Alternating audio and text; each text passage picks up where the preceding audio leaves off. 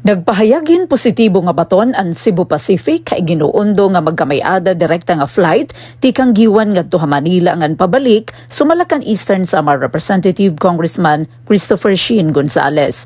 Ginhibo ini durante ang hearing han Committee on Legislative Franchises hakatapusan nga adlawhan first regular session han 20th Congress may kalabutan na pag-renew han 50 anyos nga prangkisa han Cebu Pacific.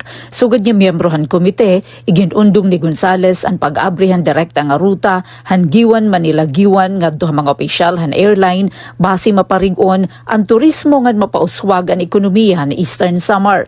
Iginpresentar ang suhestyon kan Mr. Michael Ivan Shaw, presidente ngan Chief Executive Officer han SEBGO ngan kan Attorney Maria Cecilia Natividad, Vice President for Corporate Affairs han Cebu Pacific. Sumala pa kan Gonzales ang direkta nga ruta magahatag hin mas madali kan mas komportable nga pagbiyahe para mga pasahero nga nasulod nga nagawasan probinsya.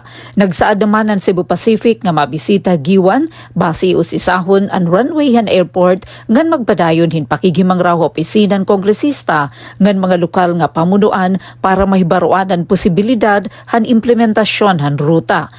Dugang pa ni Gonzales, padayon nga tututukan ang inisyatiba kaupo di House Minority Leader ngan 4-piece Party List Representative Congressman Marcelino Nonoy Libanan, tubtub nga matuman ini.